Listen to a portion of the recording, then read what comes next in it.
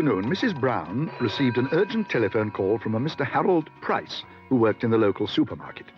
It seemed their drama society were entering one of Mr. Price's plays in a festival that evening. They had been let down at the last moment by the person who was supposed to do the sound effects, and someone had mentioned Paddington's name. "Have you ever met Paddington?" asked Mrs. Brown. Well, no, but if he'll do it, I'll let you all have seats in the front row. That's very kind of you. I don't know what to say. Paddington does make rather a noise sometimes, but I don't know that you'd actually call them sound effects. "Please," said Mr. Price. "He's our only hope." "Oh, dear," said Mrs. Brown. Paddington's excitement when he reported for duty that evening wasn't exactly shared by Mr. Price's leading lady. "You didn't tell me he was a bear, Harold?" she exclaimed. "I didn't know myself, Deirdre," said the unhappy Mr. Price. This is Miss Flint. She's in bacon and eggs." "How nice," said Paddington. "I'd like to be in bacon and eggs myself." "You rather look as if you have been," said Miss Flint. "I know the show must go on, Harold, but really..."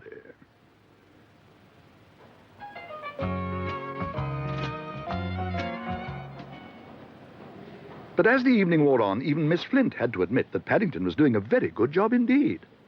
Following the script carefully with his paw, he was kept very busy, making the effects of horses' hooves with his coconuts every time the villain arrived at the castle. Not to mention thunder, pouring rain, and creaking drawbridge noises. And if sometimes the sound of clanking chains got mixed up with the cry of a banshee, no one really minded in the general excitement.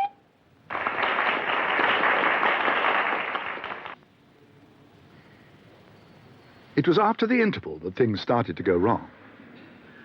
Mr. Price, who had appeared in the first half as a butler, suddenly reappeared down the chimney disguised as Father Christmas. And as far as Paddington could make out, he was having trouble with his lines. "I had hoped to bring thee glad tidings, but alas, I am undone, for I have lost the secret plans." "You've what?" exclaimed Miss Flint. "What on earth have you done with them?" "I do not know. I must have put them down somewhere." Nice weather we're having for the time of year. Hast thou read any good books lately?" "Don't worry, Mr. Price," called Paddington. "I can't see anyone called Glad Tidings in my script, but I found your secret plans. They were under my coconuts." "Fancy leaving your plans under a bear's coconuts," exclaimed Miss Flint. "A fine spy you are. My play, ruined by a bear." "Nonsense, Harold. It wasn't young Mr. Brown's fault. It was entirely yours.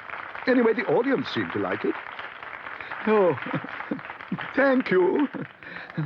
Thank you very much, everyone. I'm sure... And thank you, Mr. Brown." "That's all right, Mr. Price," said Paddington. "Any time you want any... or... just give me a...